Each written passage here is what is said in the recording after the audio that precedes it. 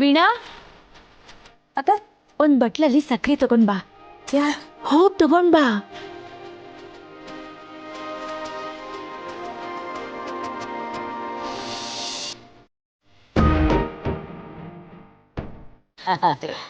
ಏನ್ ಲಕ್ಷ್ಮಿ ಇಷ್ಟೊಂದು ಖುಷಿಯಾಗಿದ್ದೀಯಾ? ಹೌದು ಅತ್ತೆ, ತುಂಬಾ ಖುಷಿಯಾಗಿದ್ದೀನಿ. ಇರಿ ಹೇಳ್ತೀನಿ. ಅತ್ತೆ ಬಂದ್ಯಾ? ಎಷ್ಟು ಖುಷಿಯಾಗಿದ್ದೀರಾ? ಏನ್ ಸಮಾಚಾರ ನಂಗೂ ಹೇಳಿ. ಹೇಳ್ತೀನಿ. ಆನು ಅತ್ತೆ, ಬೇಗ ಹೇಳಿ ಅತ್ತೆ. ನಮ್ ಜಾನು ತಾಯಿ ಆಗ್ತಿದ್ದಾಳೆ.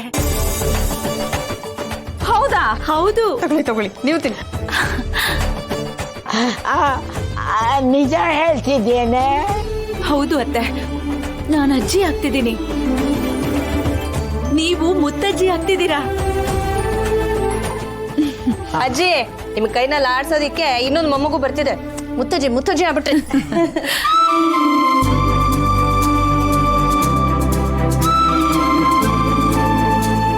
ಈ ಸಮಯದಲ್ಲಿ ಬೆಂಕಿ ಇದ್ದಿದ್ರೆ ಎಷ್ಟು ಸಂತೋಷ ಪಡೋನು.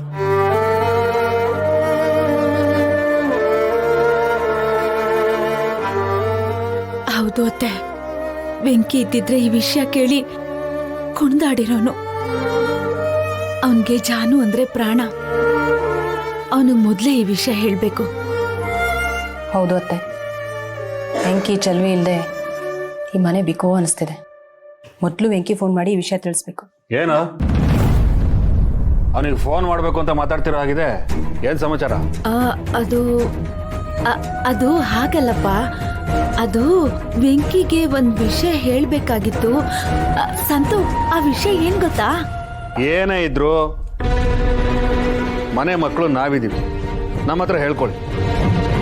ಅದು ಬಿಟ್ಟು ಹೊರಗಿನವನ ಹತ್ರ ಅಲ್ಲ. ಯಾಕೋ ಸಂತೋಷ ಹೀಗೆಲ್ಲ ಹೇಳ್ತೀಯ?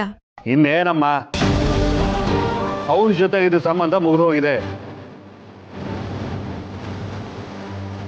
ಇನ್ಮೇಲೆ ಯಾರು ಅವನ ಹೆಸರನ್ನ ಈ ಮನೇಲಿ ಎತ್ತೋ ಆಗಿಲ್ಲ. ಹೋಗ್ತೀನಿ ಆಫೀಸ್.